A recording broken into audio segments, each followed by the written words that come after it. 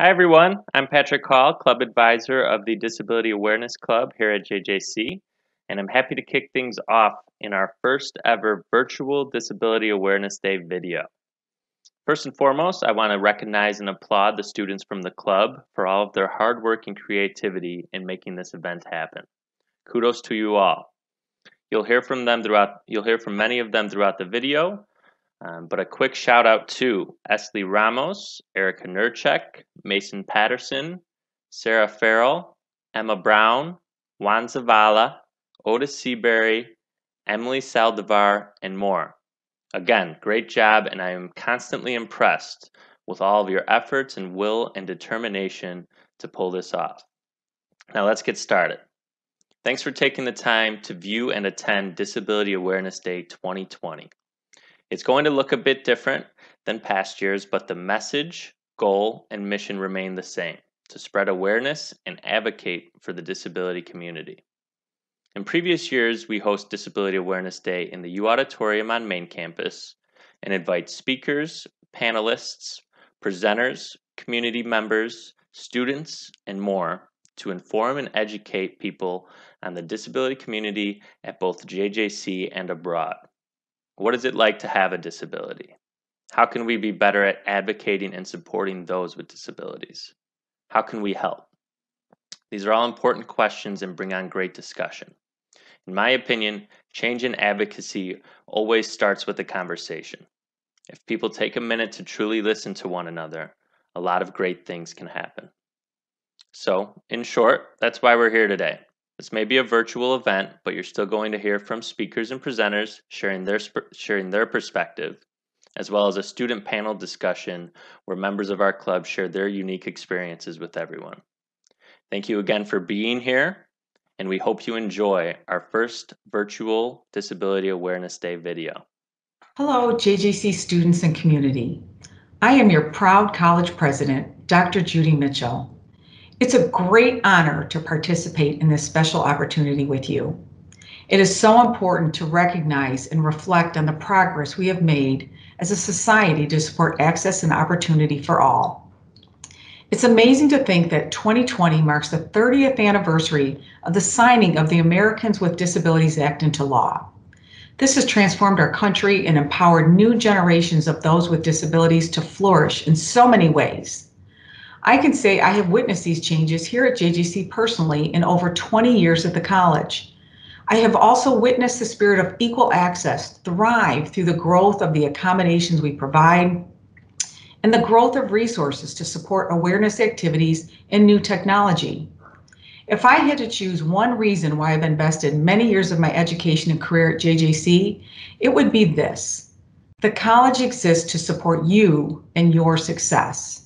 There is nothing more important to me than knowing that you have maximized the opportunities available to you and that the college has provided a pathway to education and perhaps a mentor, a new career opportunity, and new friends.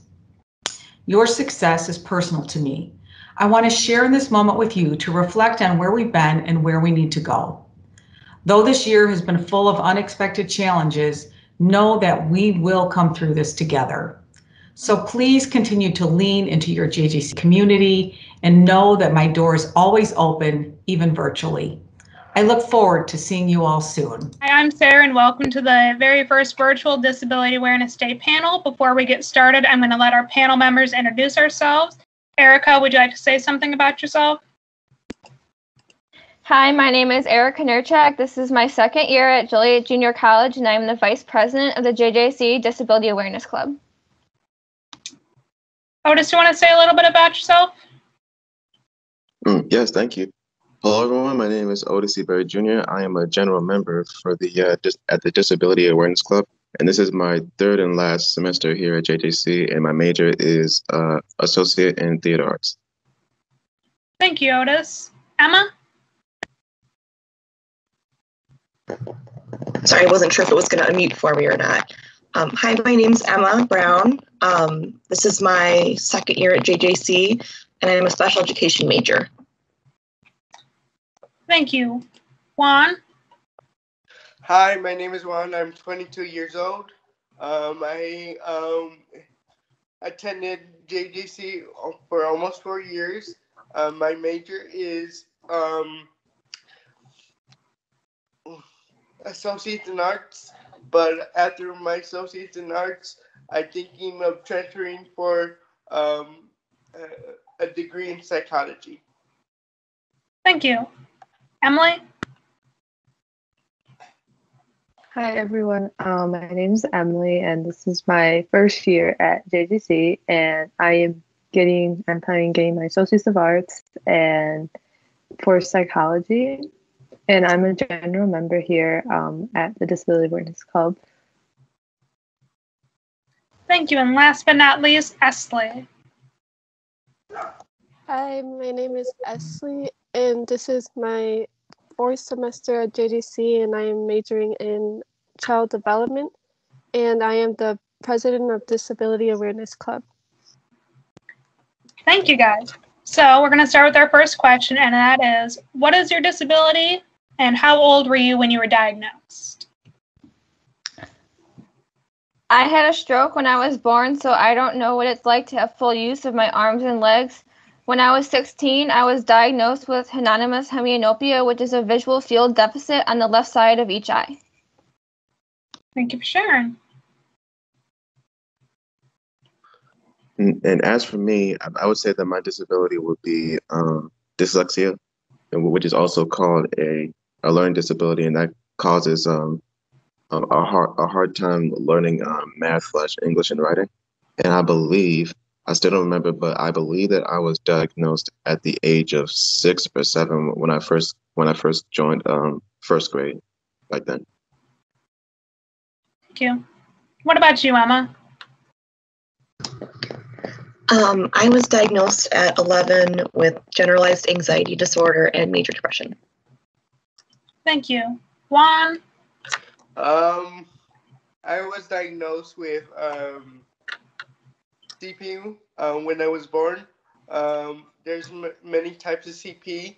I have the third type of CP, which is cerebral palsy, and I had it all my life, and yeah. Thank you. Emily? I was diagnosed with autism spectrum disorder at 2 years old. Thank you. And Esley? I have retinitis pigmentosa, which is an eye condition, and I was diagnosed when I was 6 years old. Thank you. Mason, you want to add anything? No, I think I'm good. Hi, everyone. My name is Mason. I will be co-hosting the student panel. Okay, now to move on to our second question. So it takes a lot of us time to become comfortable with our disability. Like personally for me, I'm 20 years old and I've been diagnosed with neurofibromatosis since I was 4. Not 4, I was in 4th grade. But I didn't become comfortable disclosing my disability or really sharing it till I turned 16. So if you guys are comfortable with your disability, how old were you when you finally were comfortable with it? It took me a very long time to be comfortable with my disability and embrace that I was always going to be a stroke survivor. And I would say it was when I was in college when I truly became comfortable. And I remember asking my doctor if I would ever drive. Thank you, Erica. And for me, I would say throughout my entire life, I never knew that I had a learning disability until I was 21 or 22 years of age. And when I look back on my childhood at the time, I finally understood why I was put into special ed classes back in Richland grade school. Back then, I couldn't accept it, but sometime early to mid last year, I accepted it. I accepted my disability. I didn't care what people may think. And lastly, I continue to move forward on with my life. It's a very good way to look at it, Otis. What about you, Emma? I'm not really sure I mean, I've come to accept it as, something that I have and something that affects my life. I'm not really sure if I accept it as part of my identity or if I if I really want that to be associated with what people. I'm sorry, can I start over? Yeah, okay. Can you read the question one more time? I'm sorry. Yeah, when did you become comfortable with your disability, if you did become comfortable with it? So I became more comfortable with it into my 20s. I think that part of that was that it's become more socially or more acceptable in our culture in the last 10 years or so. Very nice. Juan? When I became comfortable with my disability, it took me a while because as I was born, when I grew up to be in middle school, I'm like, why can't I do the stuff that other kids do? And it took me a while because I wanted to be just like everyone else, but it took me some time to accept who I am and love myself now, today. Very nice. What about you, Emily? I'm still like having a hard time having when it comes to my disability and part of my identity, especially because it's something that I really haven't been comfortable telling people.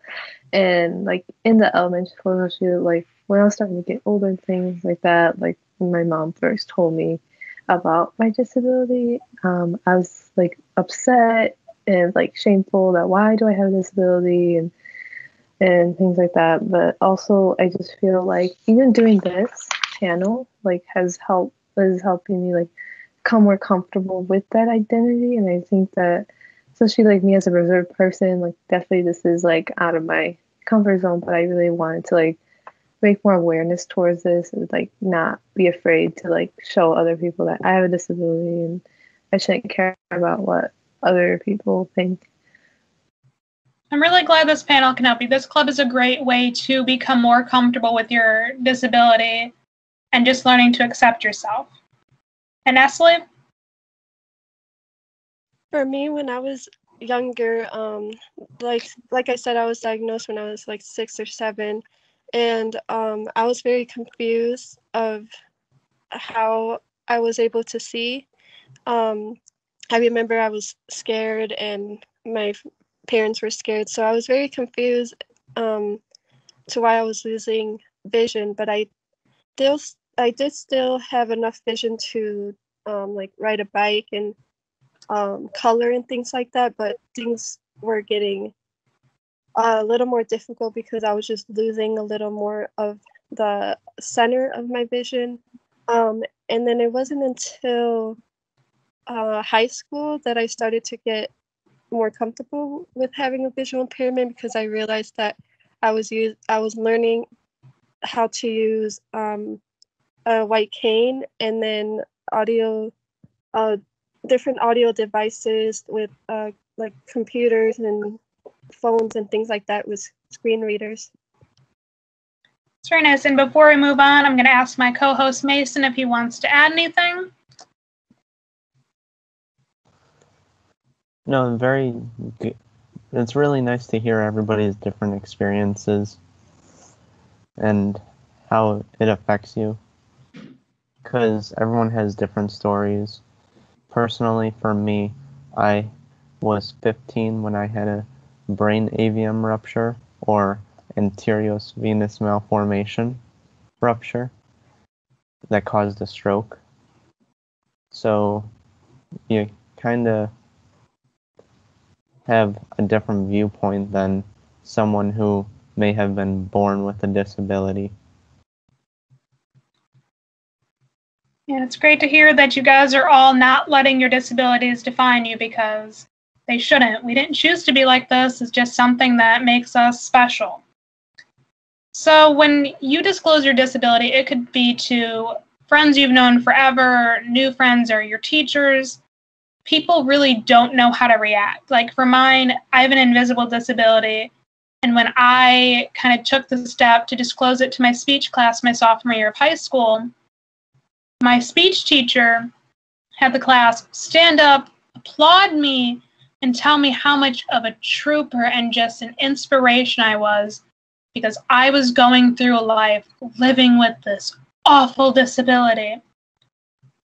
So I want to know if you guys have been treated differently once you've disclosed your disability. I feel like I was treated differently once I disclosed my disability, but people do not do it on purpose.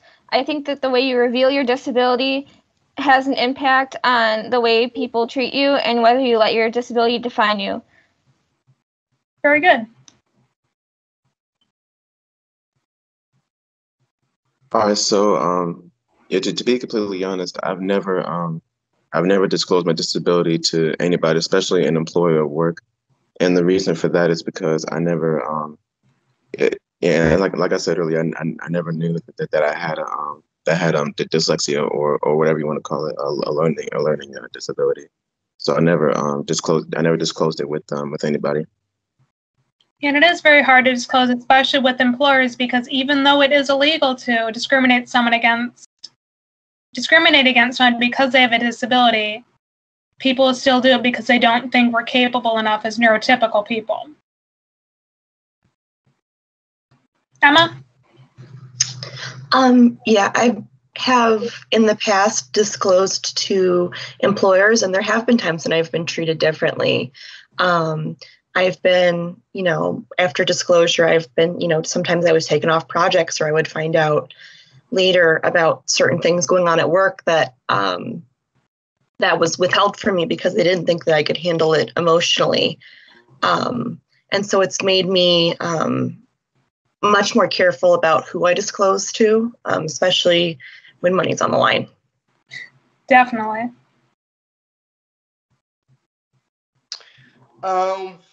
When I become comfortable with my disability, well, my disability is obvious, so I can't really hide it, even if I wanted to. And have I been treated differently?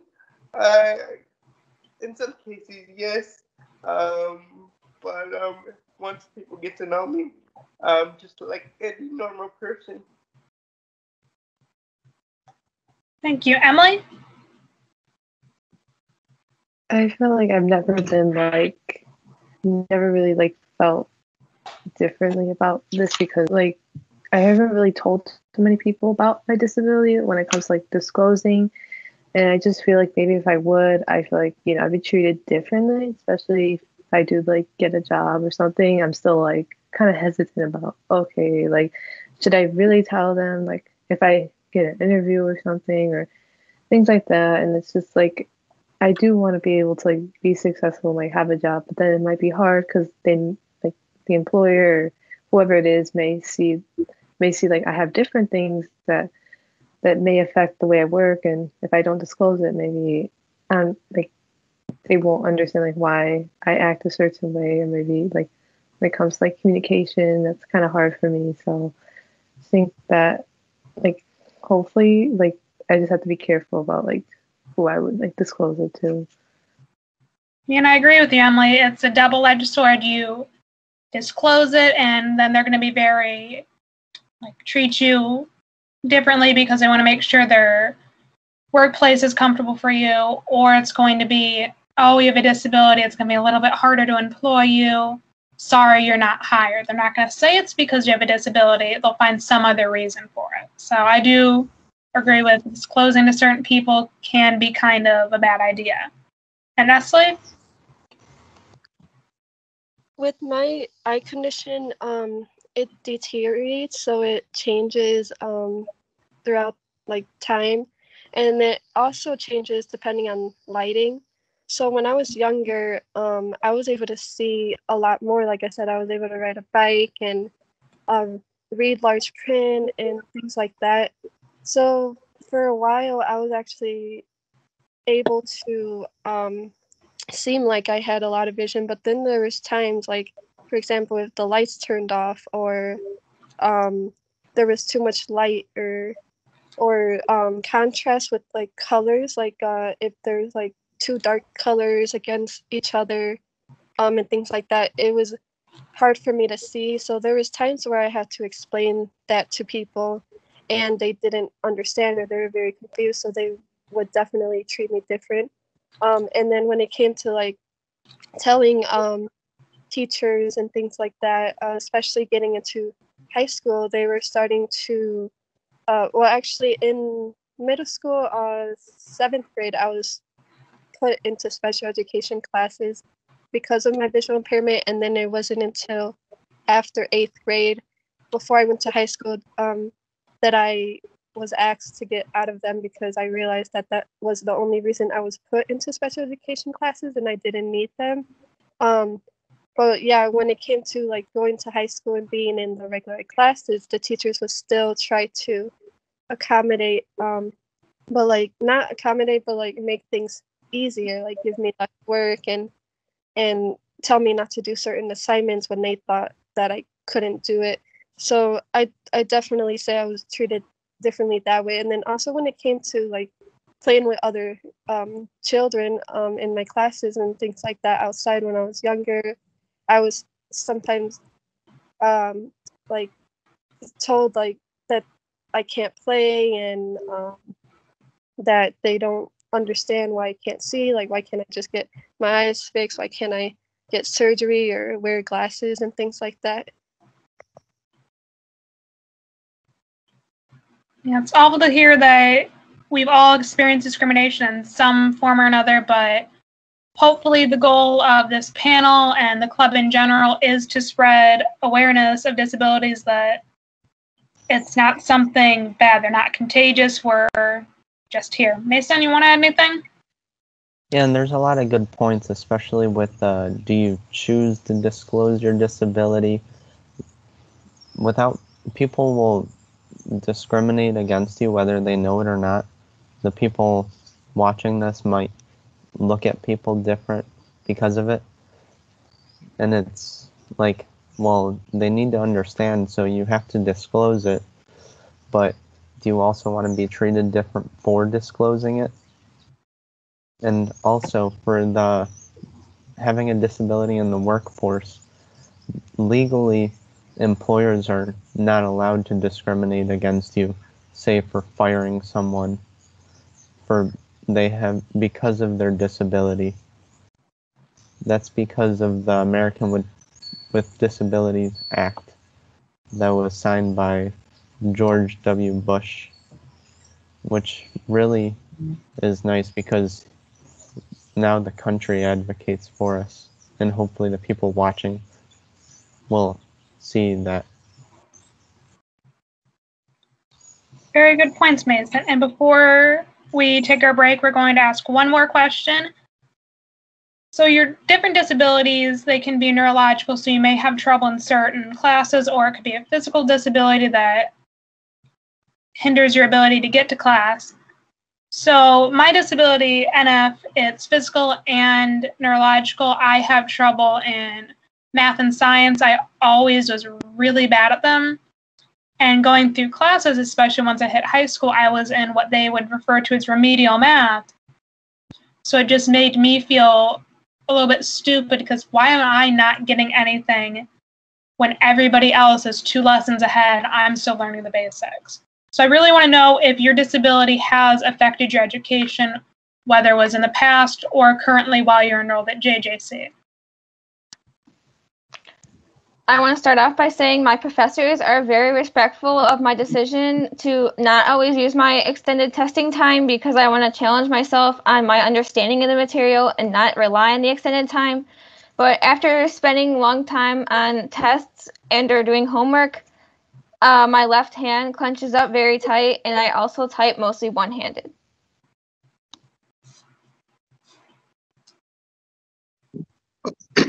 This is the question for how the educational experience impacted your life, right?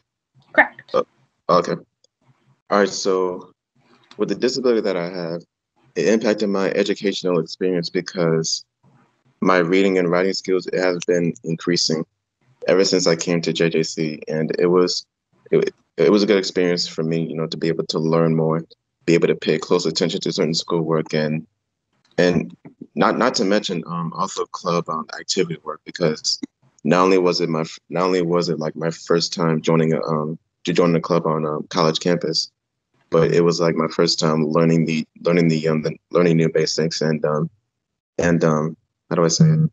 Yeah, not only learning the new basics, but also engaging the leadership skills and meeting new people and social networking with different people. Very nice. Also for me, I think all of us as college students are stressed at times with all kinds of different homework and deadlines and tests and exams and studying. But for me, with my anxiety disorder, it's kind of that, but times 10 a lot of the time. And so that can make it really hard to kind of be able to focus and try to complete things like tests.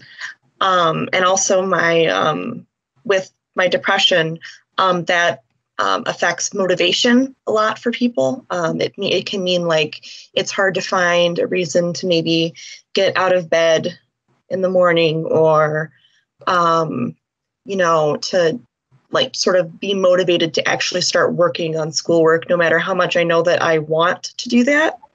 Like I really want to complete my degree. I really want to be able to become a teacher. But that's kind of some of the ways that it impacts me. Impacts me about my learning capabilities. I can't write as well, so I need somebody to scribe for me.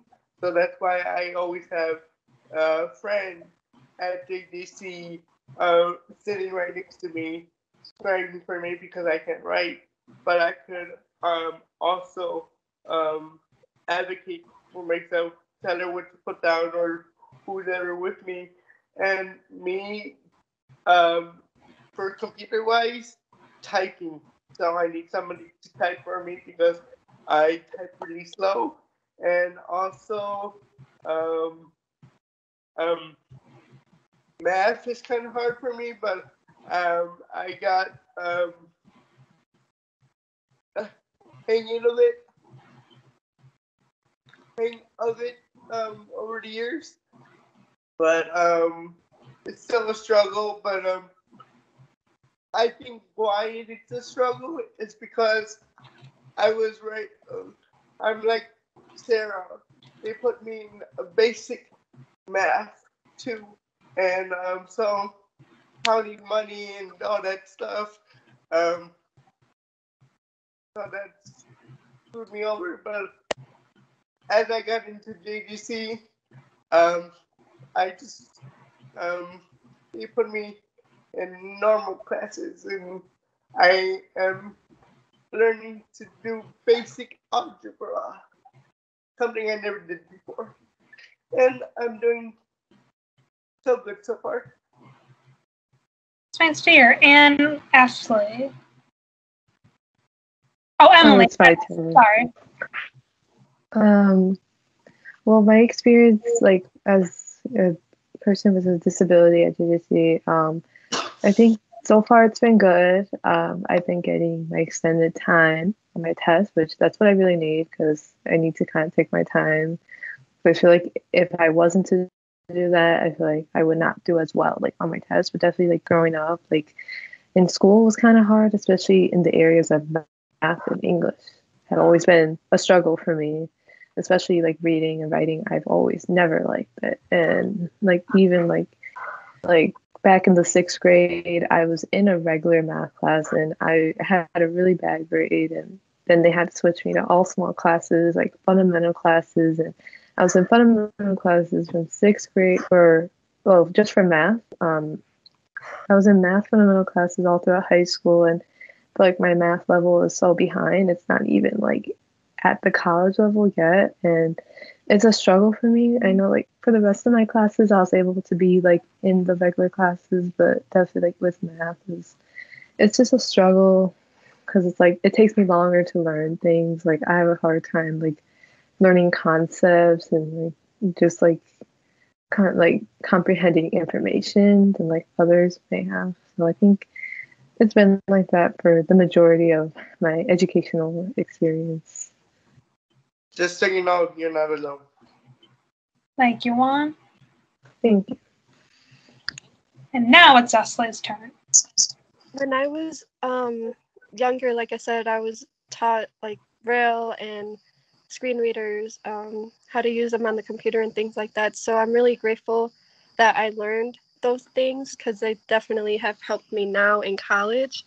And then being in college and having like work just like everyone else, it when it comes to tests and certain assignments, it sometimes takes me longer because I have to listen to it and to understand things. Sometimes I have to listen to it a few times.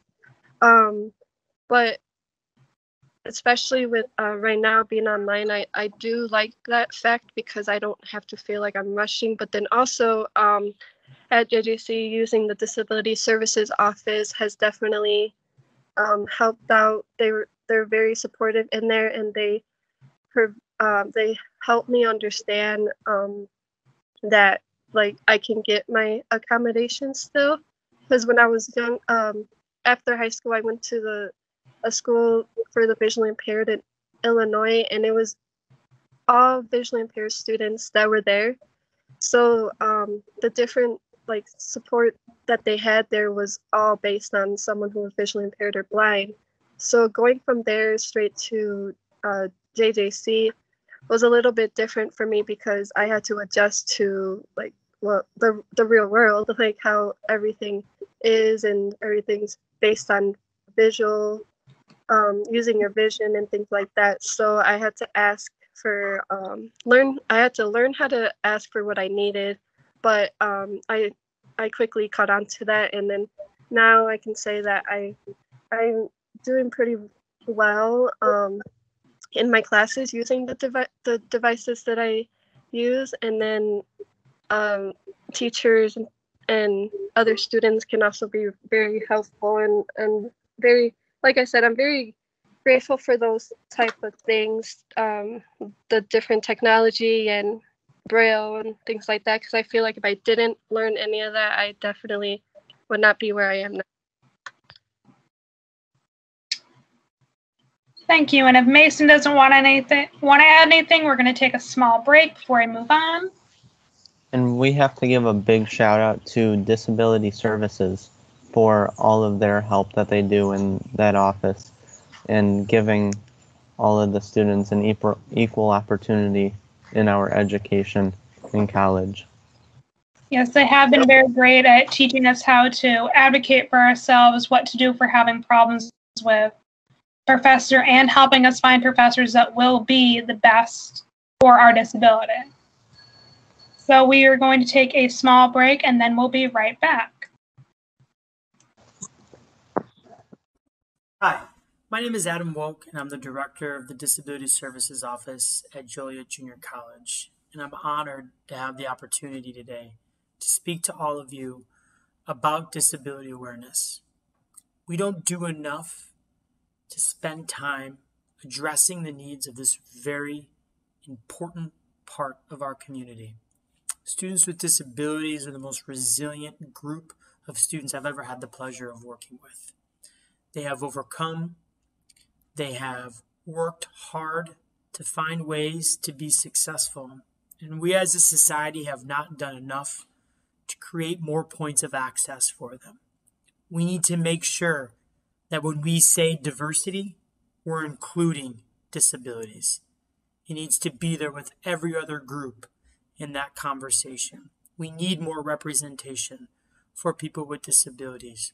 There is so much that we can learn from them. There's so much that I personally have learned from them. I know that I'm a better man because of my work with this really fantastic cohort. Here at JJC, our office provides support for students with disabilities through accommodations and coaching. We do everything that we can to help students overcome unique learning obstacles and find creative solutions to be successful in the classroom. Please come visit us at JJC, whether you're a student with a disability or not. It's important that we share our work with everybody. Thank you.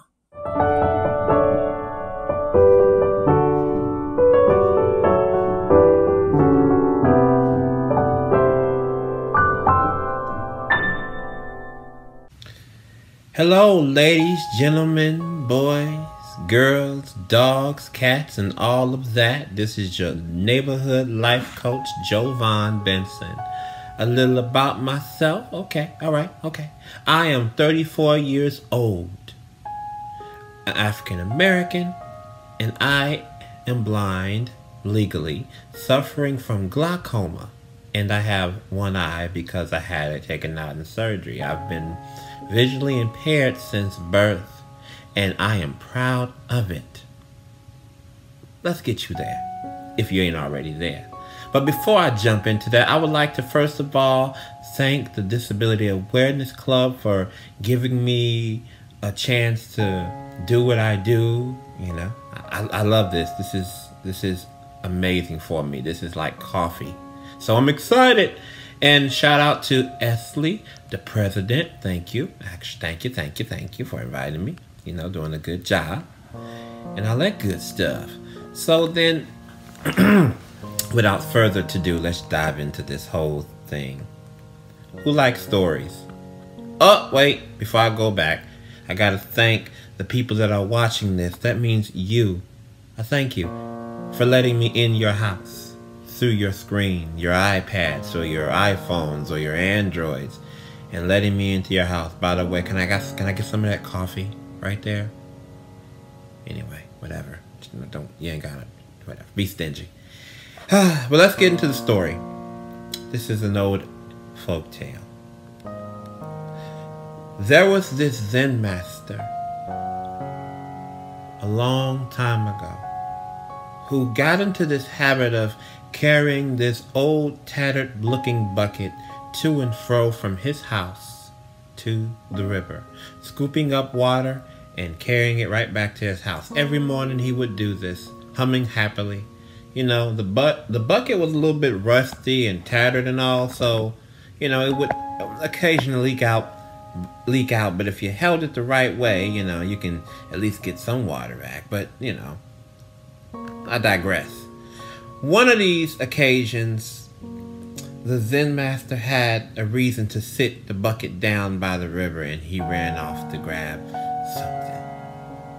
Well, meanwhile, there was a fish who popped up out of water, snickering and laughing and pointing at the old tattered bucket. The tattered bucket replied, "What are you snickering about?" Well, the fish died laughing and saying, "Well, you don't know? I mean, look at you. You're so proud. And you're tattered and you're old and you're worthless, and nobody's going to want to use you. He's going to throw you away. He's going to throw you away and forget about you and get a brand new bucket." Well, hearing this news, the old tattered bucket was mystified. I mean, after all, he did notice that the water was starting to seep through the cracks more and more, and he wasn't retaining as much water as he used to. But that's okay.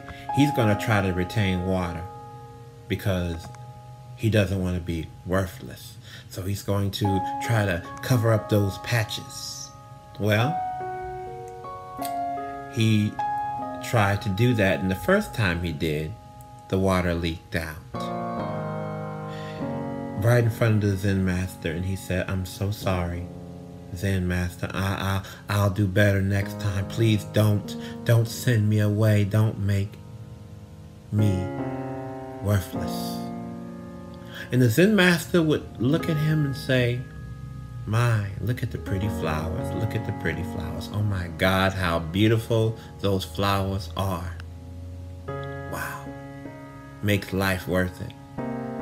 This went on for about a week. And even Zen masters lose their patience. I mean, come on.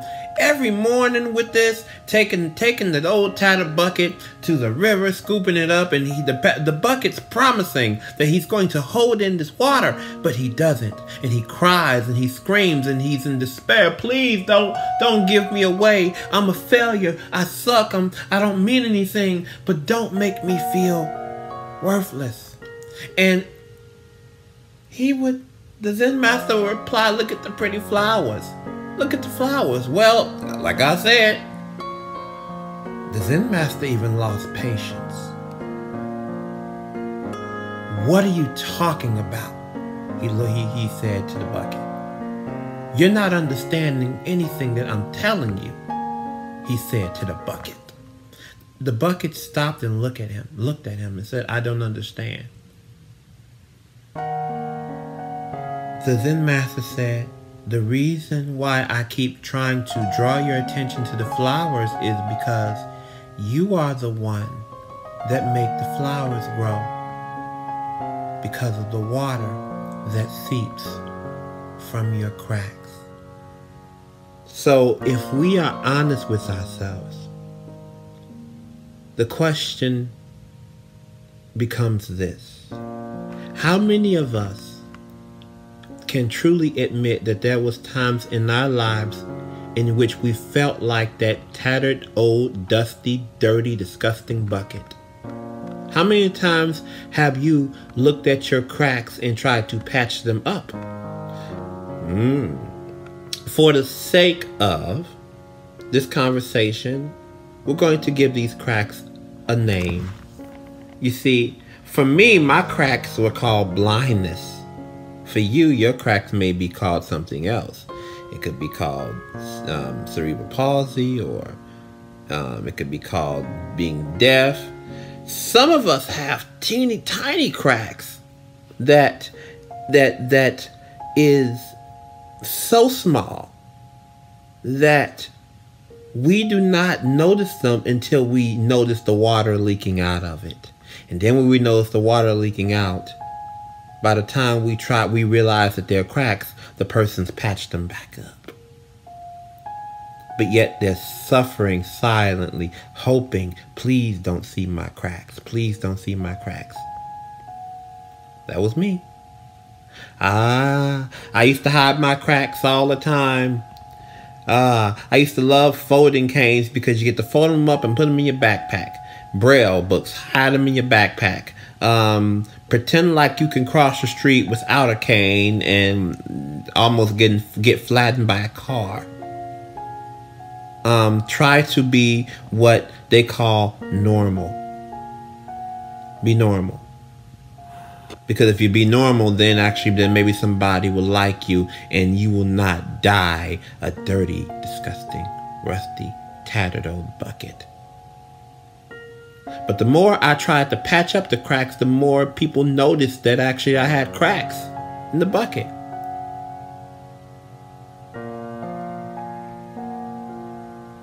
Now, how many of you have done that? How many of you are doing that right now? How many of you are hearing this conversation and can see yourself? And meanwhile, right now as I'm talking to you, how many of you are patching up your cracks? Stop that. Because it is your cracks that the water leaks out. The water could be inspiration. It leaks out onto people, they are the flowers, and it makes them grow. Every mistake that you make, every accomplishment, everything that you do, living on this planet as a disabled person is a miracle in itself. Actually, living on this planet is a miracle in itself. But living here without with some disadvantages that's heroic. You make flowers grow. And the only reason that you don't think so is because your mindset. Everything that you think about, it manifests itself. Take some time to look around you or listen around you. Be around, just be aware of your surroundings, and you will find that everything that you are in contact with, the bed that you're sitting on, the couch that you're sitting on, the chair, the food that you eat, the stove that you cook it on, or the refrigerator, the door that you open to go outside, all of that started with thought. Thoughts are very powerful. If you want to change someone's behavior, you change their belief, including your own. Hitler knew it. How do you think he was able to convince Nazis to kill 6 million Jews? Martin Luther King knew it. How do you think he convinced people to march and have a dream? The point I'm trying to make is that if you think that your disability is a problem, guess what? It's going to be a problem. But if you take it and own it as part of you, it does not have to define you. But if you take it as a part of you, then it will bless you. And you'll be able to change it in many ways. This is my cell phone. Let's say, for example, hands up. Let's say, for example, that I wanted to make a phone call. I so badly wanted to make a phone call. I so badly want to do it. I want to check my messages, but I can't check my messages because I don't have my phone in my hand.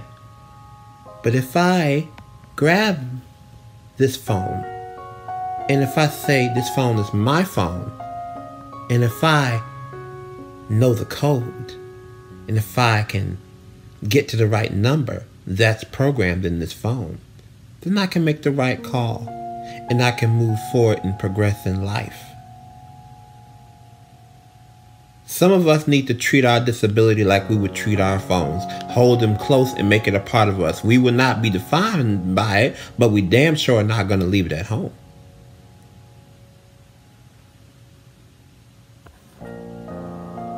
It is just that important. You're not worthless. There's nothing wrong with you. You are beautiful. There's so much to you. There's so much more to you than you've ever realized. Don't let your candle burn out simply because you're afraid that it might blind people's eyes, okay? This world is yours, whether you are tapping in it, tapping your way through it, feeling your way through it, rolling your way through it. Roll your way through this life as if you are a king, because that's what you are. I see a king in you. I see a queen in you. I see life in you. And I love you. And there's nothing that you can do about it. Peace.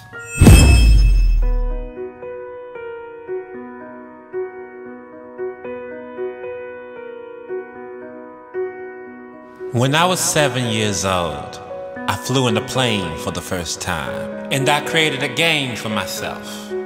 Count the number of backyard pools you see. You miss one, you lose. When I was 21 years old, I flew to Los Angeles, which was a first for me on 2 accounts. My first time in LA, and my first time losing the swimming pool game. For the least captive audience ever, you try to tell me what to do in case of a water landing. But what you don't understand is that I put the frequent in flyer, collecting rewards, which really only amount to flying more. Gazing out of my rounded rectangle, I never missed a takeoff. The slow zoom as things bigger than you fade smaller and smaller until they become so distant that I can't even squish them in between my fingers anymore. Imagine how a bird must feel the first time it swoops down to land on the ground and think, that house is way bigger than it looks. I like it better up there, where you're the first to know the weather. Suspended between time zones and atmospheres, I get acquainted with the clouds, cheating death for $329 plus tax. From up there, I see where roads begin and end. And I want to chisel cars on, You're almost there. It's just around the corner, but you just can't see it yet. From up there, I see small clusters of light, reminding me of brainwave activity scans. And I think a city is perhaps a synapse of God's brain, lighting up where connections are being made with the Almighty. Which makes sense why so much of the earth below is so pitch black. With the seatbelt sign turned on and the man in the aisle seat, white-knuckled on the arm of his armrest, I remind him that no plane has ever crashed from turbulence.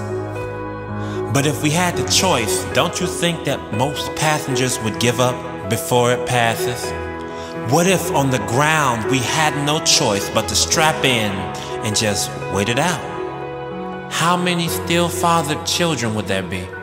How many unsigned divorce papers? How many unread suicide notes? How many of us would stick around if we knew that what was turbulent is ultimately harmless? And that, though annoying, the change fee is necessary.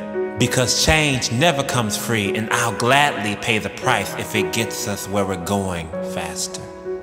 But what we fail to realize is that if our name's on the suitcase, it's gonna come around again and again until we grab it.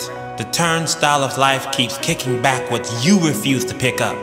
In other words, we all have to claim our baggage before we move on. From up there, I can see all that. But from down here, I'm lucky if I even take the time to look up and wish that I could fly.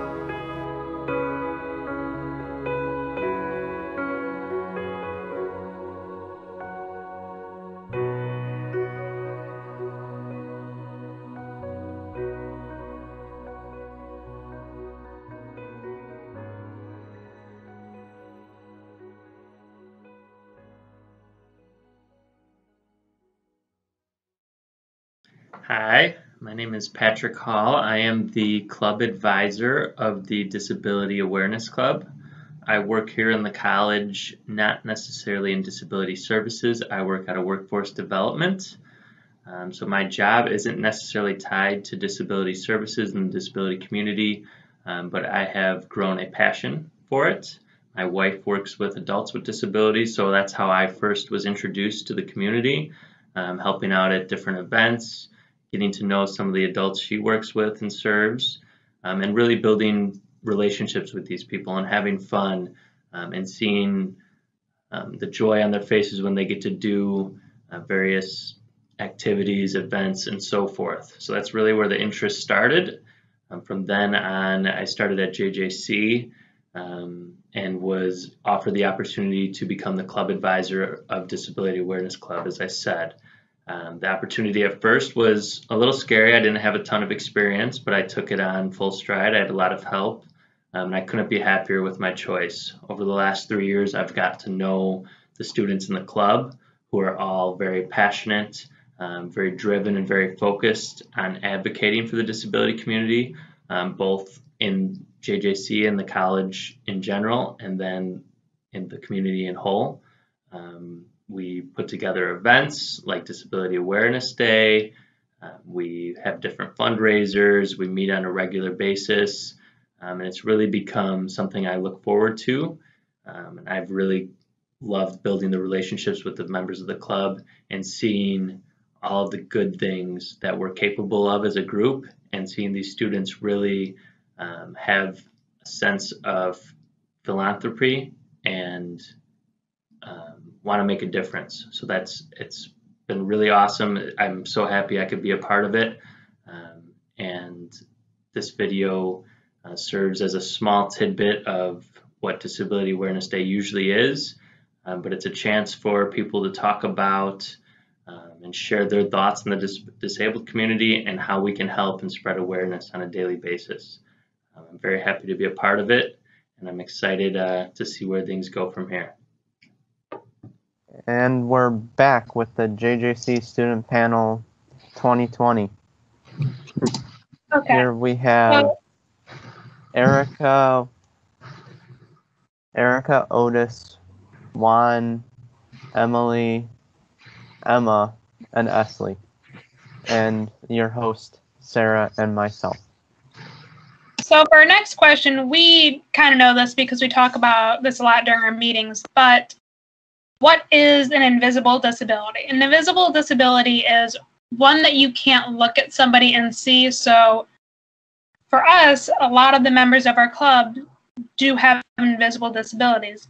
And disabilities can be ones you don't even think about being invisible, like epilepsy and MS. But there are visible disabilities, and it's kind of self-explanatory, like wheelchair use and being wheelchair bound.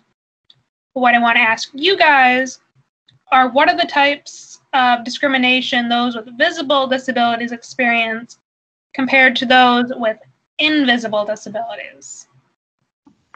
So people with invisible disabilities must make the decision whether to disclose or not, because some people believe that they need to see it to believe that you have an invisible disability, and it takes more compassion to recognize the fact that people would face invisible challenges. Great way of explaining that. Now, for me, I would say the differences between invisible and visible. I'm gonna start with the visible disabilities. So visible disabilities, like you said, it is kind of sort of self-explanatory. It's noticed to other people by just looking at them in a different way, and not even the same way as people look at other people who are normal, who don't even have disabilities, and that comes with facial features or someone who is not able to move physically.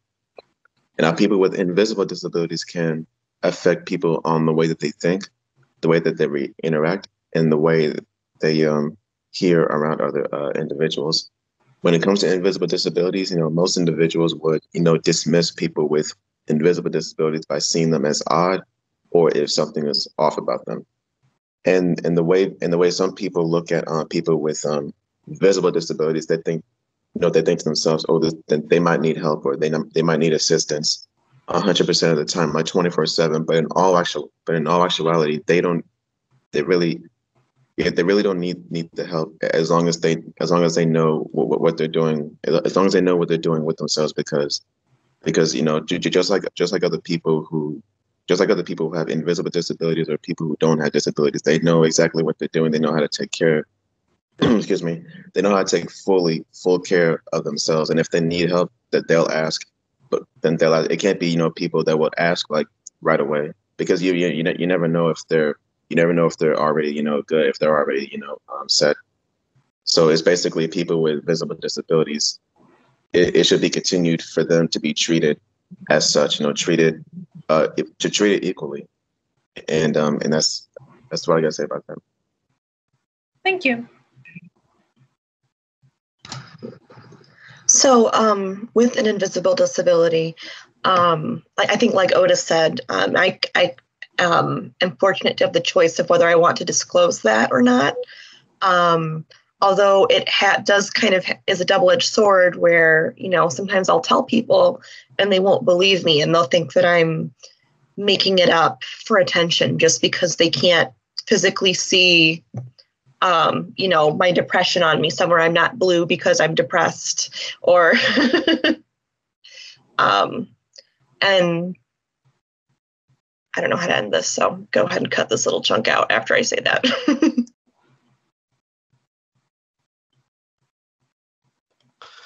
And Juan? There is a difference because, as I said before in the recording, I can't hide my disability, and other people can. As much as I want to, I can't hide it, but I have to. There is a difference, but people are just normal people. People might need a little bit extra help, but they're just all one of the same. So that's what I have to say about that. Thank you. And Emily. That's mixed up all the time. Emily. I definitely feel like there is like a difference between like invisible and visible disabilities like that. Like with visible disabilities, like it is more noticeable when it comes to like, especially like in our society as we view people with invisible like needing more help and things like that. But like with invisible disabilities, like it can be like maybe not everyone knows about it, and it's something like when it comes to like disclosing, like we have the option to like not give away or like give away that information to other people. But it could be a challenge for both sides, especially like having a disability. It can be very difficult no matter what it is. It can affect the way we do things in our everyday lives, whether it affects us physically or mentally or neurologically. I just think that we all like have our different experiences, whether it's invisible or visible disability. Very nice. And Esley. There's definitely a difference between invisible disability and visible disability. In terms of like someone with a visual impairment or blindness, there's all different types of levels of sight that someone can have. So one person may use a cane and another person may not. They may just use glasses or a telescope or something like that. So depending on like the type of sight they have, they have to use different things, or they may not have to use certain things at certain times. So it can confuse people. I know like for me, as I was growing up, I was learning how to use a cane.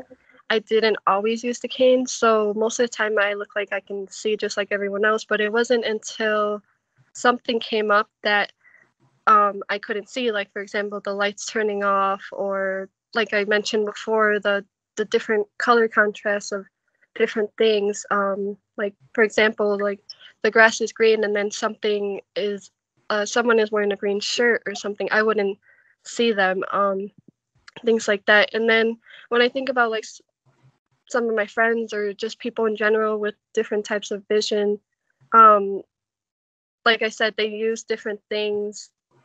Like some of them may use a cane, some of them may use seeing eye dog, or may not use anything. And that, I know, like just like myself, that can be confusing for some people, and they see them using those things and then they know that they're visually impaired or blind. But once you don't, and especially if you have like very good eye contact, or you're using your eyes as much as you can, people don't think that you're blind, and they sometimes may think that you're faking it, or like very confused on how much you see, because a lot of people think like when you're blind or visually impaired that you're completely blind, and that's not the case. So that ties into the invisible, because when you're blind and you use a cane or a guide dog, then someone can tell that you're blind or visually impaired. But when you're not, you can't always tell. You may see something different in their eyes or something like that, but other than that, people can't tell. So I would say that's the difference. Yeah, and for me, I feel like it is easier to discriminate against somebody who has an invisible disability, because people want proof. If I can't see it, it doesn't exist.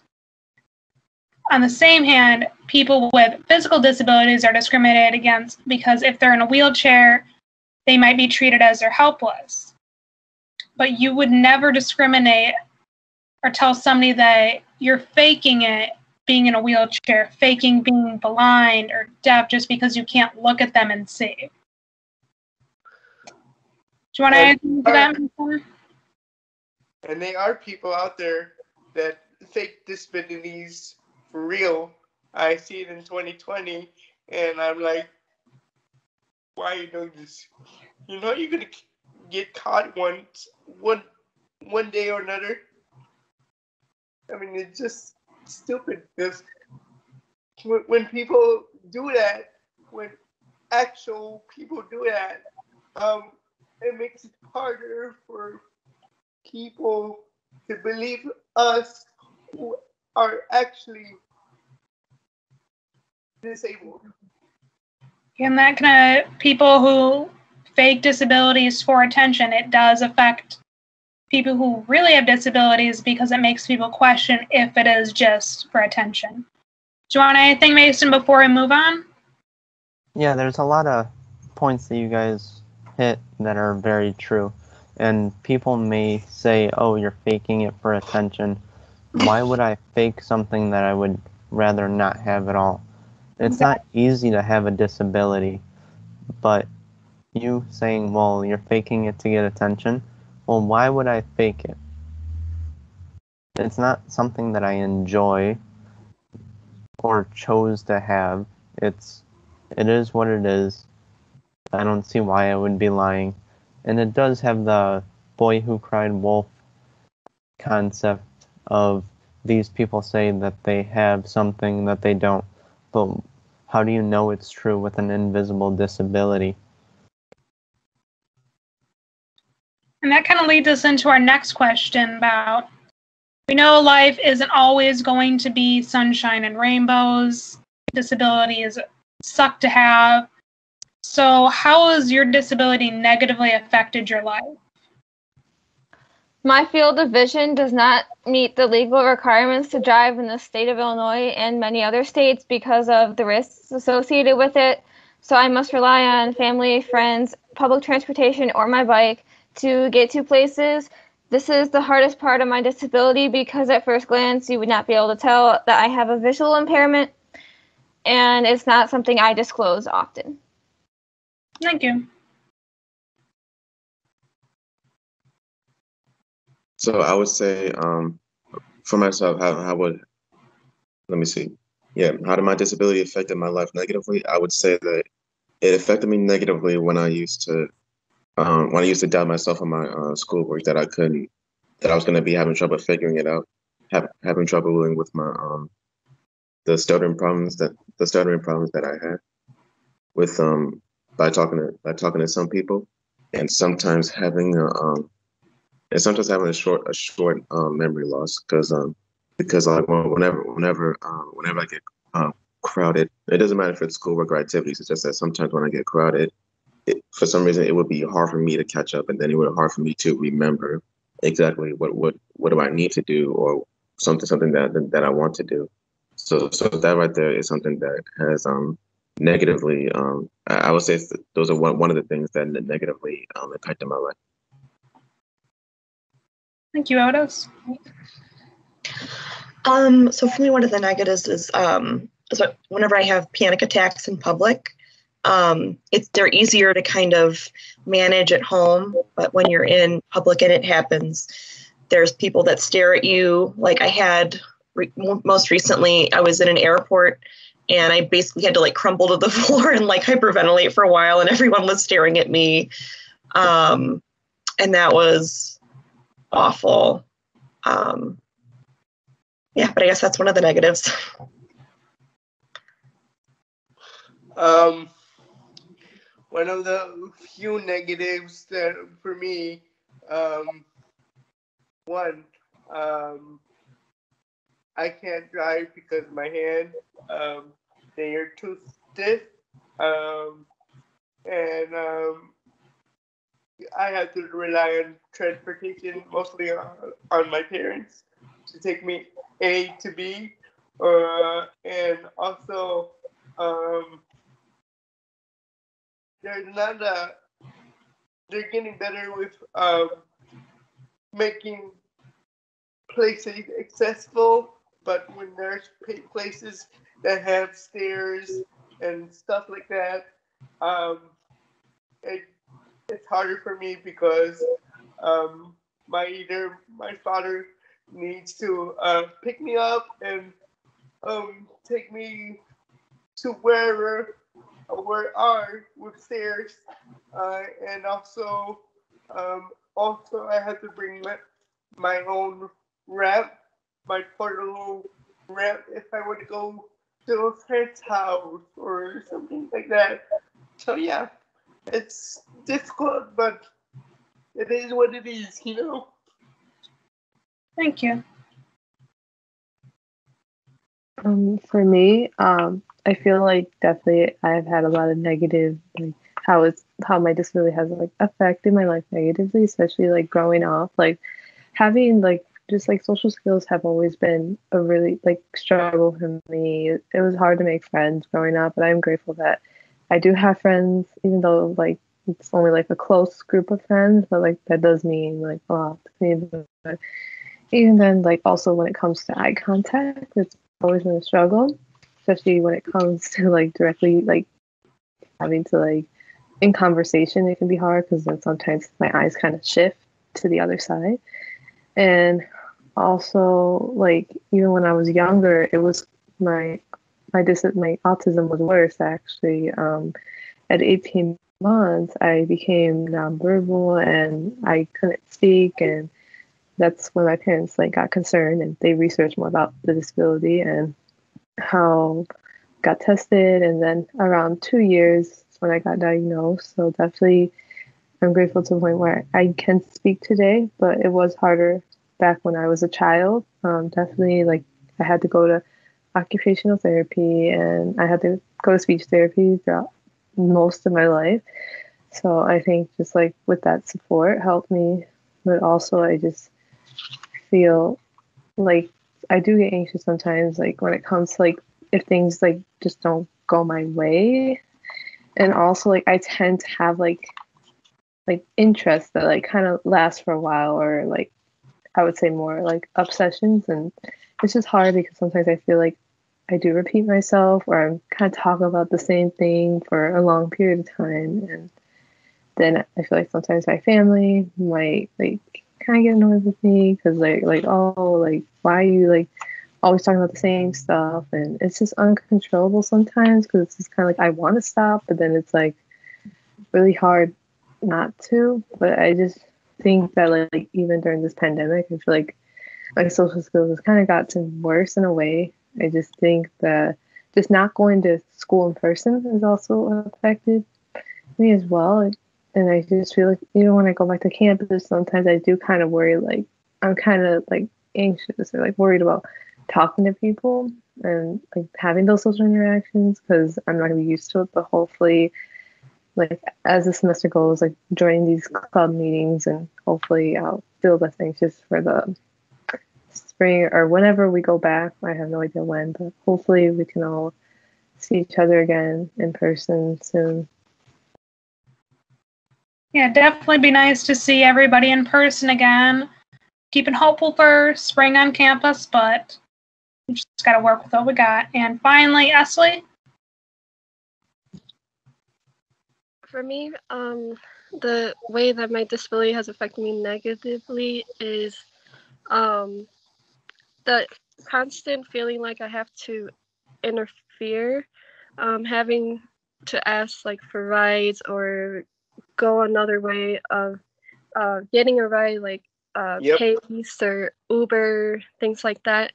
And also like when it comes to like just little things, I mean, I'm pretty independent, but there's times where I do have to ask for certain things that I may not see, like maybe colors or where something is or things like that. And then I have to like depend on someone. The thing that I will say I'm grateful for though, because sometimes I have a lot of siblings and things like that, but they have their own life as well.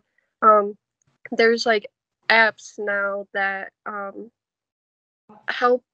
There's one called Be My Eyes, and it has a live it's like a live video chat thing, and it's like these volunteers that will help like help you see, like I can point it to something and say like what color is this or what kind of like cereal or something this is, and it tells me. So that's the thing I would say I'm grateful for having. But there are times where I do forget that, and I have to like wait on things or like ask to clarify things I may not be able to see.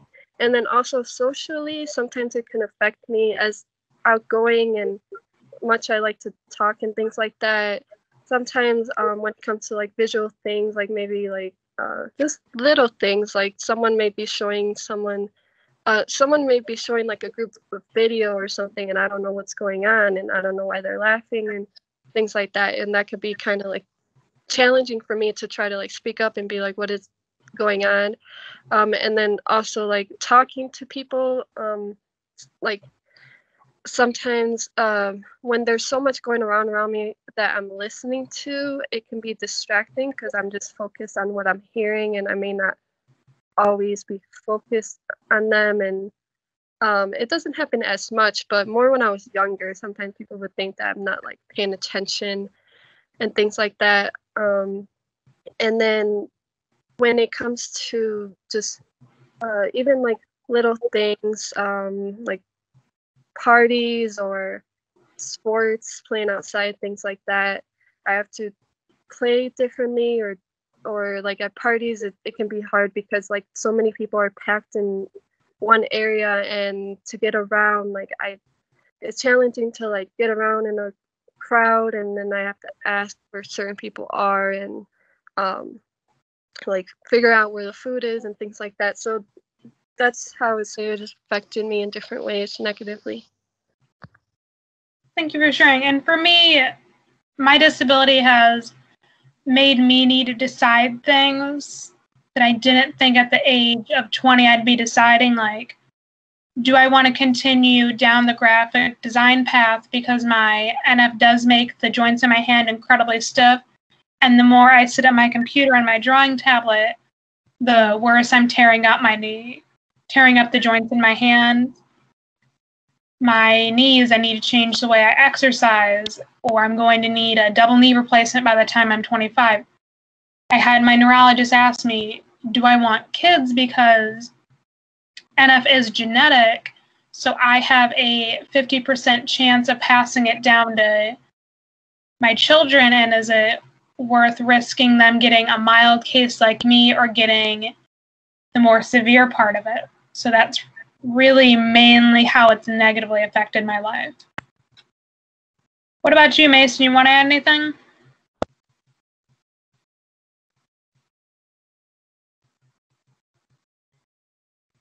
I'm sorry, where are we at? Do you want to add anything about your disability negatively affecting your life?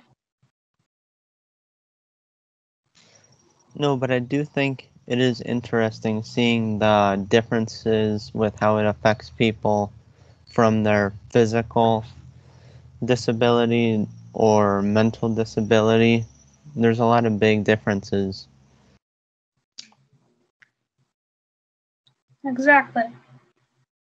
And we're going to try to end on a little bit of more positive notes, and some of these questions have been a little bit of a downer.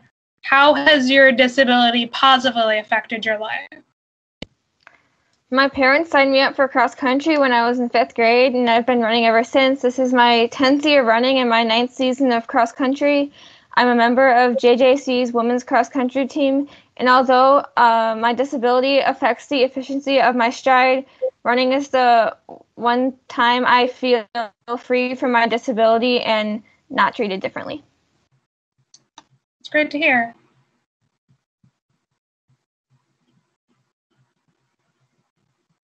So for me, I would say that how did my disability influence my life positively? So I would say it influenced my life very how I say, it influenced me in a very wonderful way, because it influenced me in a very wonderful way because it's when I started to not only believe in myself that I can do anything that I set my mind to, but also do anything. It's basically that. It's basically that I can do anything that I can set my mind to, regardless of the just dyslexia that I have.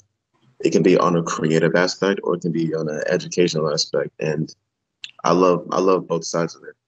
And it's also by taking my time on my work and needing assistance only if needed, if I feel stuck on anything. So I feel that and the other thing is something that influenced me is sharing what I love, and that it can be any kind of art. It can be anything that I'm interested in. It can be dancing, it can be acting, it can be drawing, painting, anything that I love with other people. And I can say one of those things has definitely influenced me. Being around certain people, and then sharing what I love, and being educated for that. Thank you. So for me, I think just having something that at times I've been ashamed of, I think it's helped me be more empathetic for other people. And because I know that there are my own limitations, it's helped me kind of be more open-minded about maybe what abilities other people have, and to try to be more careful in my language. It's also, since I'm somebody who worries a lot about things, I'm very like detail oriented, and in past jobs, I've been able to think of like worst case scenarios to help think of like better ways that we can prepare for things. That was something I got on like a job review once, was that was helpful. So there's my positives. That can be very helpful, thinking of the worst possible scenario. Okay, something that's positive with my disability. If I wasn't like this, I'd probably be a mean guy or something like that, and coming home late for wherever I am. But having this disability or doing nothing what I want to do, but having this disability is good because I'm very open and honest, and I'm an open book. I'm a trustworthy person. I love talking to people. I don't judge people, because why would I judge if I don't want to be judged myself? So, and I'm a very outgoing person.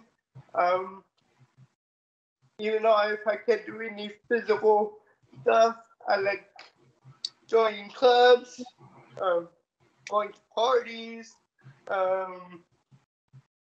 going to sport events, watching people do sports like football or cross country, track, whatever. And so I'm a very outgoing person, and I'm a very lovable person. So if I didn't have this disability, I probably wouldn't, or this mindset, I probably wouldn't have the courage to do any of that. It's really nice to hear, Juan. And I would like to point out that Juan is probably the most popular guy I know because he's everywhere. His wheelchair takes him through school, and everybody sees him. Everybody talks to him. And it's just great to see how he expresses his disability in a positive way. You know, Juan is probably one of the most positive people I've met. He doesn't let his disability really get down his mood. I've had a class with him before, and I don't think I've ever seen him in a bad mood. I don't think he is able to be in a bad mood. It takes a lot for me. But thank you guys for all the support and all the nice things you said about me. Appreciate it. No problem, man. What about you, Emily? I feel like it has affected or has like influenced my life like in a positive way, especially like graduating high school and getting through like all throughout grade school, like especially with the challenges I had when I was younger. I think that it's just such an accomplishment for me to be here at JJC to this day, especially since I feel like also with my disability it's helped me like kind of become like a creative person, and like I'm very passionate about like especially things like that I'm interested in, and also when it comes to like either like TV shows, movies, or even when it comes to music and mental health. I feel like definitely started to have more of an interest in mental health my senior year when I took psychology, and that kind of influenced like the career that I want to go down.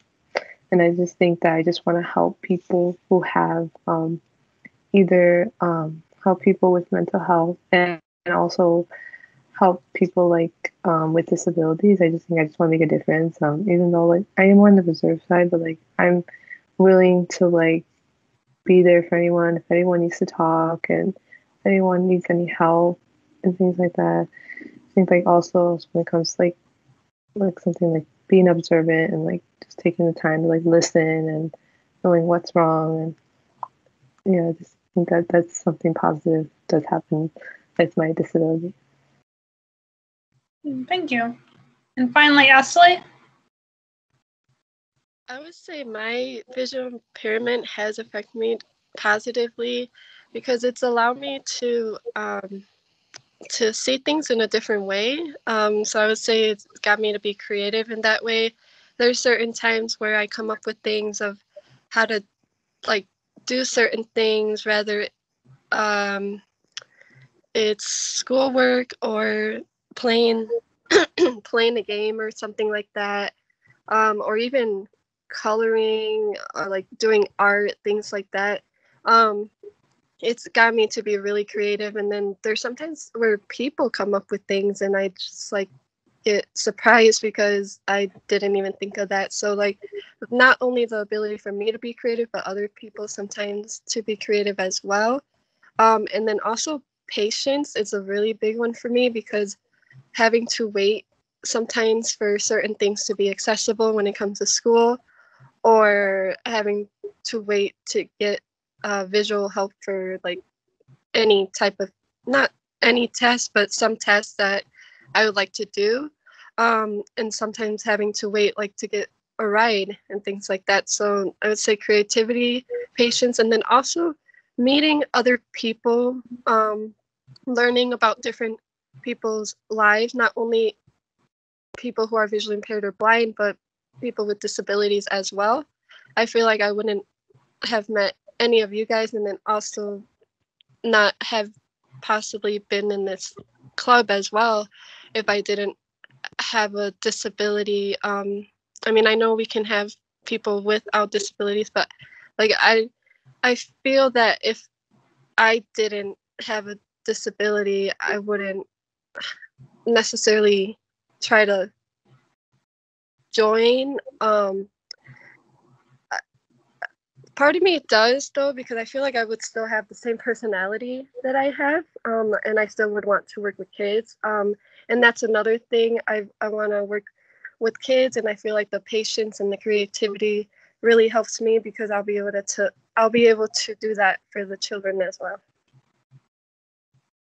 And I'd like to say something about Ashley. She's very outgoing.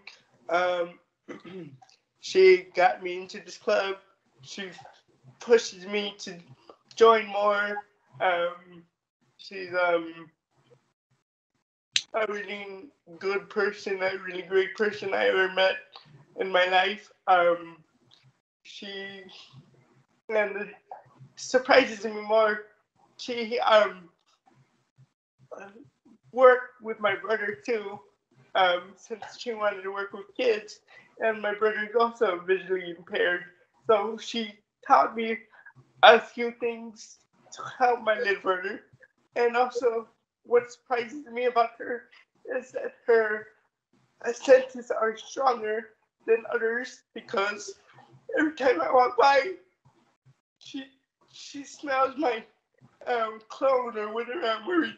I'm like, well, Ashley, I am. So, Ashley is a great person to get to know. Thank you. Thank you. You too. I think that all our disabilities have positively impacted us, because if we all were neurotypical, didn't have disabilities, we might not all have been friends. We might have not gone to JJC. And for me, I don't think I would have joined this club. It would have been something I didn't feel like I should be a part of. But I am really happy that I joined. This is my first year. I came to one meeting, became social media manager. The next one, I was a secretary. So I do really appreciate all of you, and it's just really great to have a nice group of friends. If I may add something. Yes, you may. So, going off of what Esley and Emily said, it's because I was 15 when I had my AVM rupture, stroke, whatever you want to call it. I knew stuff beforehand, but after obtaining a disability, it's very educational, knowing that there's a whole nother world almost to learn about. Like, you hear about stuff, but being in that situation is very different because you see firsthand on what things are like. Like, you see people in wheelchairs often, but to be one of the people who had to use one at one point changes your perspective in a big way. Also, I wouldn't have been able to meet all of you awesome people on the screen and make such good friends with you guys. I really appreciate you guys. And one final thing that nobody thinks about, because we have disabilities, we don't get called for jury duty. And none of us can be drafted into the war, so that is a big positive. Yeah, those are positives. Now, don't go out and purposely get a disability just so you can get that. Actually, we're not encouraging that. I've been called into jury duty twice in my life. Really? Denied it. It's very easy for us to get out of jury duty because we have disabilities. They'll send us one and just, oh, I have a disability. And they're like, oh, no, you don't have to go. So don't intentionally go and get a disability just to get out of jury duty and to not get recruited into the armed forces. That is a disclosure, so we cannot get sued. I second what Mason said. Don't go out and get yourself disabled just to, avoid the military. Also, to join our club, you don't have to have a disability to join DAC. Yes. Yeah, we are accepting. You just have to be enrolled in at least 1 credit hour at JJC, and then you can join this lovely, sometimes very disorganized bunch of people, but we make it work. We have a lot of fun. So if With disabilities, give us a break. Yeah. That's true. So unless anybody has anything to close, any remarks, we can close out for the first ever Virtual Disability Awareness Day panel. Thank you so much for everybody who's watching. Hopefully this, even for a second, gives you a little insight on what it's like to have a disability, no matter if it's an educational or any other way. That's all we want, is to have people understand. And opens your mind to think a little bit differently. Now, have you been hearing this and seeing this physically? So thank you for watching us. Awesome people. Thank you so much to everybody, and we'll see you soon. Yeah. You can follow us on Instagram at JJCDAC, and if you are a member of Joliet Junior College and you want to join our club, you just have to email us at disabilityawarenessclub@jjc@gmail.com. Thank you guys for watching. This is a session on a term you may or may not have heard, but it's my spin on this term, and it's called fierce advocacy. So if you go out and look at the term, you'll see all sorts of different ways that people see it. But my way of seeing being a fierce advocate is that it boils down to being kind. Because when you are really in the right, you have that ability to be fierce and respectful, fierce and kind, fierce and determined, but you leave room for people to grow. This tiger does not have to hunt for you to know it's a tiger. And so one of the most exciting parts of what I want to say to you today is that it is not a contradiction to be fierce and kind. I think of it as kind of the mama bear, papa bear thing. Those are my cubs. You know they're my cubs. Have a nice day. And so we know, we don't have to be told. We don't have to have the bear run at us to know we shouldn't be by a bear's cubs. And that's all about being clever. That's all about making sure that you use humor and wisdom and your best thoughts to make sure that you are as positive as you can be, because you're really in the right. Now, one of the things that I love about this image, it's a chess player. It's a game of chess, and it's a chess piece, and it has a crown. Is it a king? Is it a queen? And does it matter? I am going to tell you that being an advocate isn't about just one domain. It's not just about disabilities, and it's not just about race or religion or age. It's about all of them. And so I want to share with you a campaign called Love Has No Labels, and it is universally fierce. So you're watching two people stand behind an X-ray screen. I think they're kissing. Yep, that's what I think. And people in the crowd are watching them. Kind of curious, like, what's going on over there? You know how nosy we are. And the skeletons walk from behind the screen and pop their little heads out. There's one girl with long hair and one girl with short hair. And people are smiling and laughing and clapping and making funny faces. And they embrace and they hug.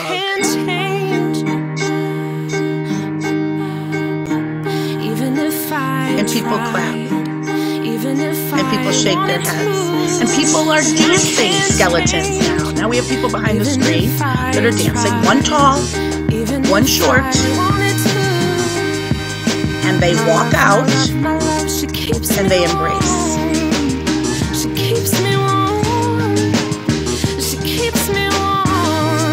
And two little skeletons are doing their dance.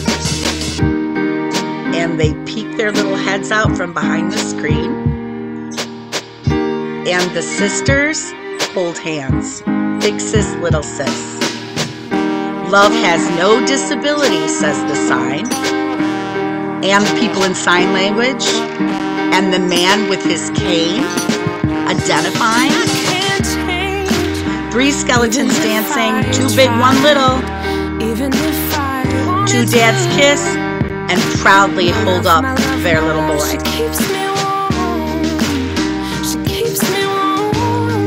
And a couple representing that age does not stop love. Encourage others to embrace. Here come the little ones. Oh, one more hug. And now the skeletons come out. Love starts in the little ones. We haven't taught them any words yet. Love has no race. Two religious leaders, female religious leaders, bowing and dancing and smiling. Two religious leaders embracing. My heart doesn't see race. Love has no age limits. We are neighbors and best friends. We all have different religions, but we have universal love as well. I love my sister. Love is love. Our family is no less than any other family. So when it says love has no labels in this little video, what it's wanting us to remember, and what's really critical whenever you look at this, any kind of advocacy like this, is that you know you are right. So you don't have to scream and you don't have to yell, and you can take that patience and that time to let other people see what you see.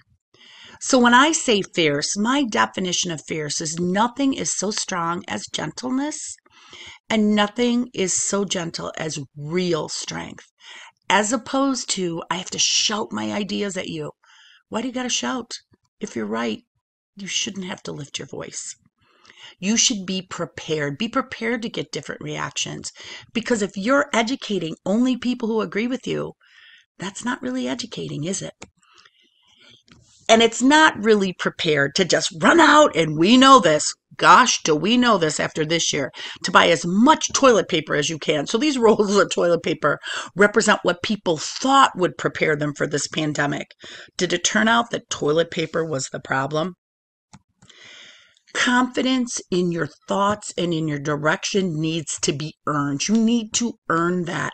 You need to earn it from yourself as an advocate, and you need to learn it. And the people that you deal with, they have to learn that they can trust you to see things in a way that sees their views and your views. And there's a picture of a swimmer that I chose because this man really impressed me with his strength. And you may look at him and go, oh, this isn't a strong guy. But look again.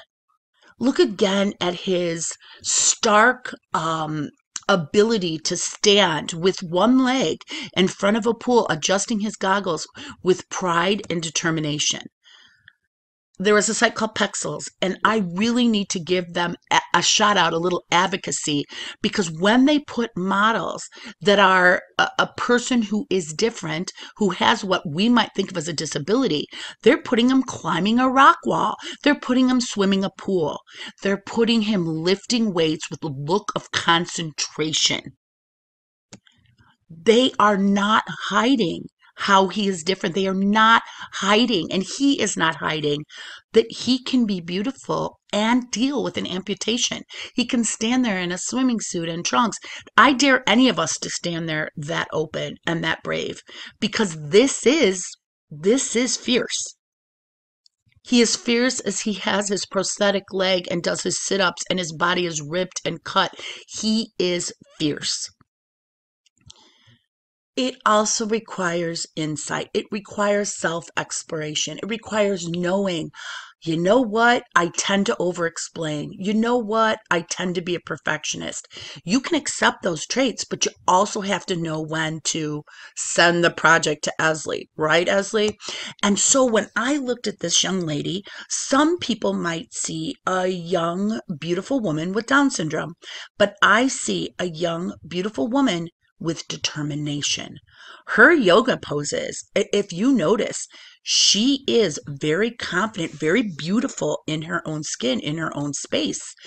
And with her hair falling from her shoulder and her trainer helping her with this beautiful yoga pose, she is sublime. She is fierce. She is absolutely lovely. And in this picture, everybody's fierce because they're holding their ankles and their chin is on the floor. And I don't know what pose this is. I think I would call it pain. I'm sure there's some yoga name for it. But as they achieve these same goals, as they work through these same levels to get to places, she shows her beauty. She shows her strength. As they hold hands and their feet touch, and you see that look of concentration on both of their faces. You see that beautiful body position. It makes me proud for her. And you have to trust in your process. There is a smile on her face that really resonates with me as she looks at her trainer. I'm not sure if you call it a yoga trainer or a yoga coach, because I need the yoga because I'm not yogaing. But I look at this girl and I am so proud for her as she drinks her water, as she cleanses herself, as she says, I did this beautiful thing with my yoga mat. I see trust in her process, trust in her insight. Because balance is what it's about. If you are screaming, no one's listening. If you're always listening, you're never talking. You have to find your balance. And this beautiful young woman holding up her scale, her measure, her balance. It's different for everybody, but it requires what? It requires courage. And in these images, as an advocate, she is showing what?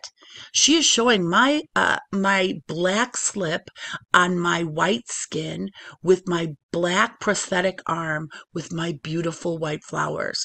This is art. And in the second picture, that burst of color, that blue and pink hair, you scream from the rooftops, my beautiful girl. She is a pronouncement. She is a statement. And you may not care what she's saying, but I sure do.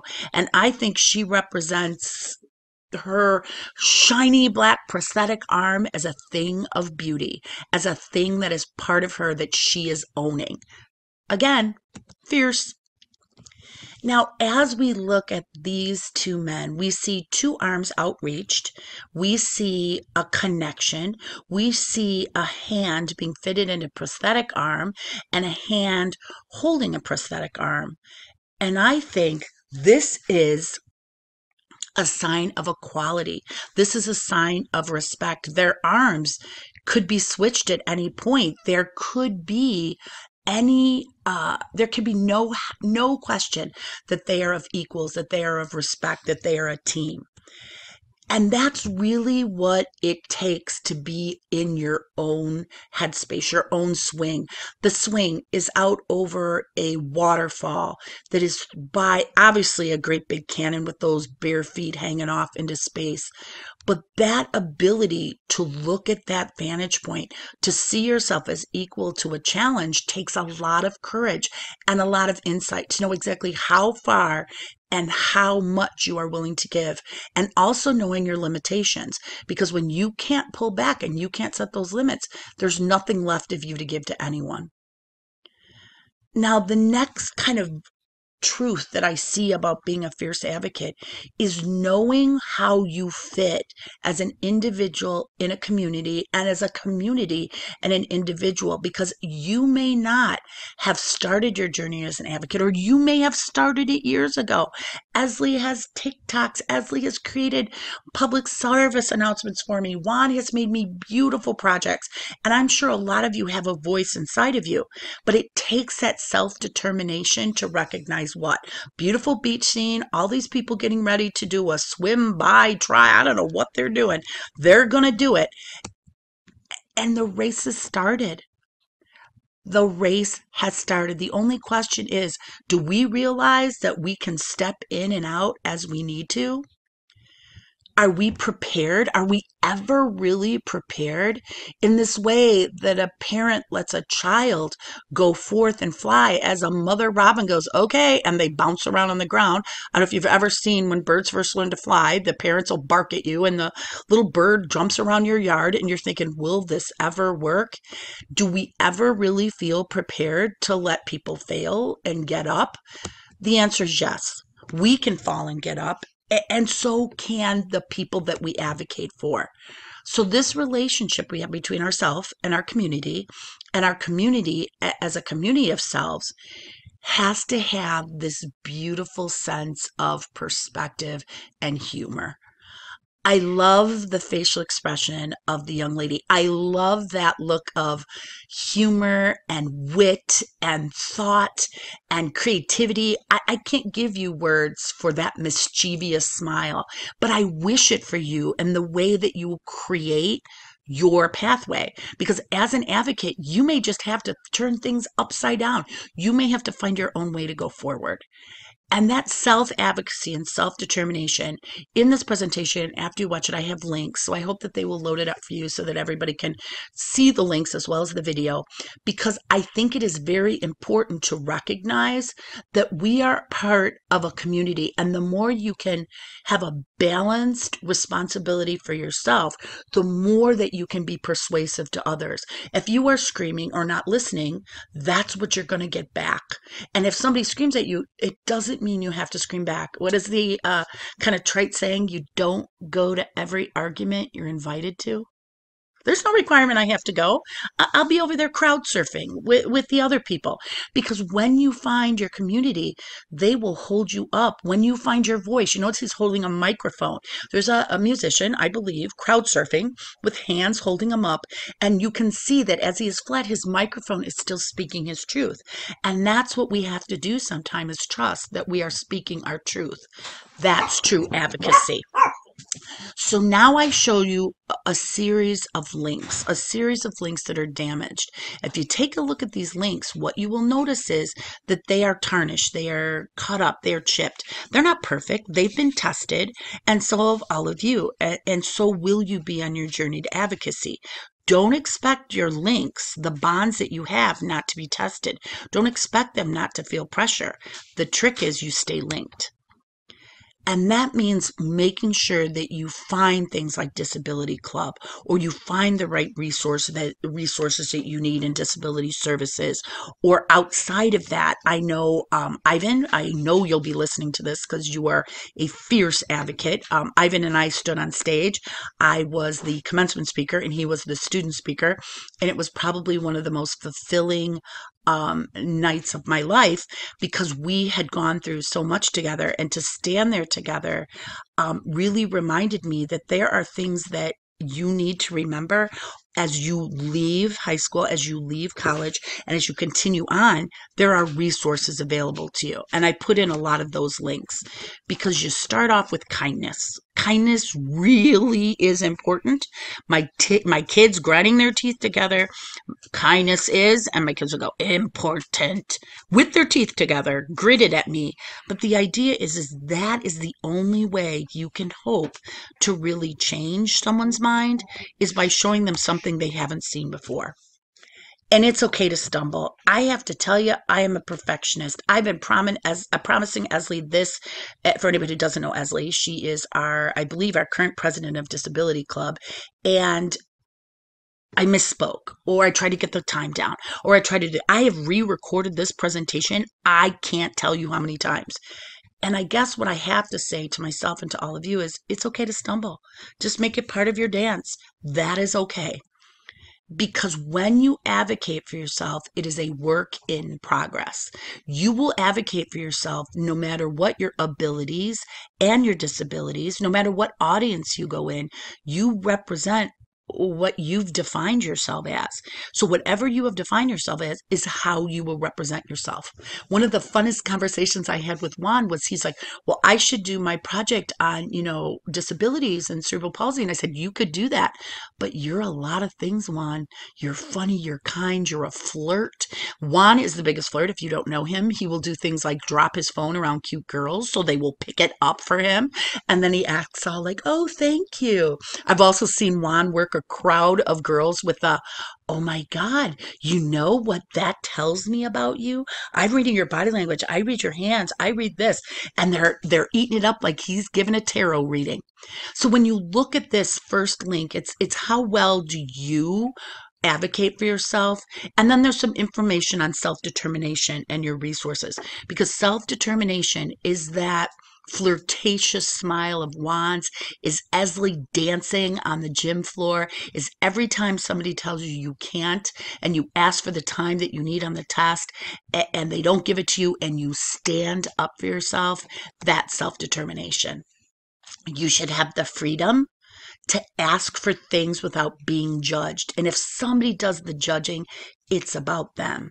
You should have the authority to say, I don't know, or I do know, and this is why. It is perfectly okay to go, you know what? I don't really know about that. I'm going to go find out.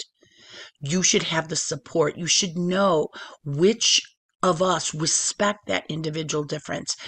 There are some teachers out there who will do backflips to help you, and there are teachers out there who still have a way to come.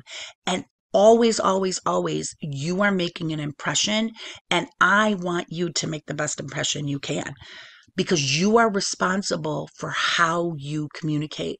It is not okay. It's a something silly I say in class, but I mean it. If you get excuse a vulgar term, but I mean it. If you get in a pissing contest with a 5-year-old, you're going to get your feet wet because you just went down to their level. You have to take the responsibility to let somebody else be childish without always needing to tell them. They know, you know. Where are we going with pointing out their flaws? It doesn't take us anywhere. Be responsible for yourself. And I kind of want to close with this memory. And again, for the 15th time I recorded, I'm still almost at 20 minutes. I have not met somebody with a disability that I would ever call a prince or princess. I wouldn't call them royalty. I'd call them rock stars. Because when I see how hard people struggle to get the respect they deserve, I really can say nobody's riding for free. They'd be rock stars. Thank you. Hello again. What a great event. COVID has made things difficult, but I am very happy and proud of our club for overcoming this difficult, challenging, frustrating situation and still hosting a Disability Awareness Day in 2020, albeit virtually. We hope you enjoyed this video and were able to gain a deeper insight and understanding into people and students with disabilities. In my experience, people with disabilities just want to be treated as people. Sure, they may need accommodations to help them with certain things day to day, but they are no different than you or I. We encourage everyone to listen, to sympathize but not belittle, to encourage but not glamorize, to take the time to understand that everyone is different, but everyone deserves respect, equality, and a voice. Again, thank you for taking the time to view our video today. We hope you enjoyed it and look forward to seeing everyone on campus next year at Disability Awareness Day 2021. Until then.